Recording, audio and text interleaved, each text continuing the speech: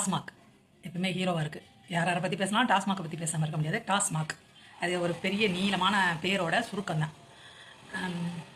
இப்போ வந்து கொஞ்சம் காலமாக சீமானவர்கள் வந்து கல் இறக்கணும் என்ன, கல் மக்கள் குடிச்சா என்ன, உடம்புக்கு நல்லது தானே, அதுவாக்கும் இதுவாக்குன்னு ஒரு பஞ்சாயத்து பண்ணிகிட்டு இருக்காரு. அதை வச்சு தி கேடிவி அப்படின்னு ஒரு சேனலில் இருந்து சொல்லிட்டு இருக்காங்க.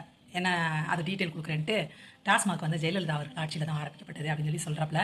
அது வந்து பொய், அவர் தெரியாமலாம் சொல்ல, அவர் பொய் தான் சொல்கிறாரு. டாஸ்மாக் அப்படிங்கிறது ஜெயலலிதாவோட காலகட்டங்களில் வரவழைக்கப்பட்ட ஒரு டிபார்ட்மெண்ட். 1983 எம்ஜிஆர் அவர்கள் தான் டாஸ்மாக் நிறுவனத்தை ஆரம்பிக்கிறாரு. அது வந்து அரசுக்கு லாபம் கிடைக்கணும், மது விற்பனையில் அரசுக்கு லாபம் கிடைக்கணுன்ற நோக்கத்தோடு ஆரம்பிக்கிறது தான். ஏன்னா தனியார் தான் மது விற்பனையில் நல்ல கொடுத்த லாபம் பார்த்துட்டு இருந்தாங்க. அதுக்கப்புறம் இடையிடையே மது விலக்குலாம் வந்திருக்கு. கடைசியாக 2000 வந்திருக்கும் போல் 2001 மது விலக்கு எடுத்துடுறாங்க, நீக்கிடுறாங்க. அப்போ வந்து மறுபடியும் டாஸ்மாக் வருது மொத்த விற்பனைக்கு.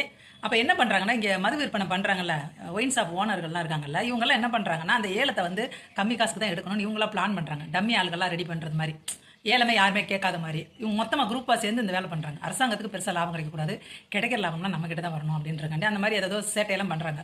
இதை அரசாங்கம் தெரிஞ்சுக்கிட்டு 2003 ஒரு அதிரடியாக ஒரு விஷயம் கொண்டு வராங்க. நாங்களே வைக்க போகிறோம் அப்படின்ற மாதிரி கொண்டு வந்துடுறாங்க.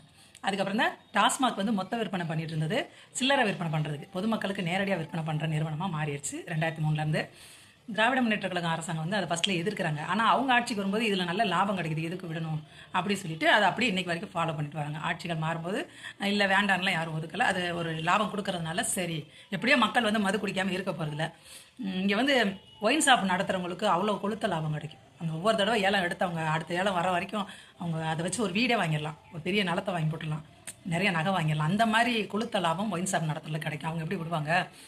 இதுக்கு ஒரே தீர்வு அரசாங்கத்தில் லாபம் வரக்கூடாது இந்த ஒயின் ஷாப் ஓனர்கள் நினைக்கிறாங்களே.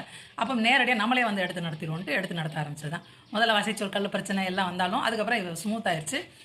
இன்றைக்கி வரைக்கும் எதிர்கட்சிகள் தான் இதை எடுத்து பேசிகிட்டே இருக்காங்க. எதிர்கட்சினா அதிமுக அவங்க பேசவே மாட்டாங்க. அதிமுக ரெண்டு பேரும் டாஸ்மாக் பற்றி அவ்வளோவா பேச மாட்டாங்க. ஏதாவது ஒரு சந்தர்ப்பத்தில் லேசாக பேசுவாங்க. அதுலேயே அதில் நடக்கிற ஊழல் பற்றி பேசுவாங்க. டாஸ்மாக் விற்பனை பற்றி பேசுகிறத விட அதில் யாருன்னா ஊழல் பண்ணுறாங்க, மது பாட்டிலுக்கு விலை கூட வைக்கிறாங்க, பாரில் எக்ஸ்ட்ரா காசு கேட்குறாங்க, இந்த மாதிரியான விஷயங்களை பற்றி பேசுவாங்க. டாஸ்மாக் அப்படின்ற நிறுவனத்தை ஆரம்பித்தது எம்ஜிஆர் அவர்கள் தான். அதுக்கப்புறம் அது வந்து மொத்த விற்பனை பண்ணுறதா இருந்ததை சில்லறை விற்பனைக்கு மாற்றினது, அதாவது பொதுமக்கள் தான் நேரடியாக விற்பனை பண்ணுற அந்த சூழலுக்கு மாற்றினது 2003 ஜெயலலிதா அவர்கள். அதற்கு காரணம் அரசாங்கத்துக்கு பெருசாக லாபம் கிடைக்கல. அதை ஏலம் எடுக்கிறவங்களுக்கு மட்டுமே கொளுத்த லாபம் கிடச்சிருச்சு. கொஞ்சம் நஞ்ச லாபம் இல்லை, கொளுத்த லாபம். அதெல்லாம் தெரிஞ்சுக்கிட்டு தான் அரசாங்கம் அந்த வேலை பண்ணிச்சு. ஏன்னா கட்சிக்காரங்க தானே ஒயின் ஷாப்லாம் எடுக்கிறாங்க. நீங்கள் பாருங்கள், பழைய காலத்துலாம் கட்சியில் இருக்கிறதுனா அந்த ஒயின் ஷாப் எடுக்கிறது, கான்ட்ராக்ட் எடுக்கிறது. இப்போ அதான் மெயினாக போயிட்டு இருந்துச்சு. இப்போ என்ன பார் பண்ணுறாங்க, பார் வச்சு நடத்துகிறாங்க. அவ்வளோதாங்க. இவர் சொல்லுவது வந்து தெரியாமலாம் சொல்ல, பச்சையாக போய் பேசுகிறாருன்னு அர்த்தம்.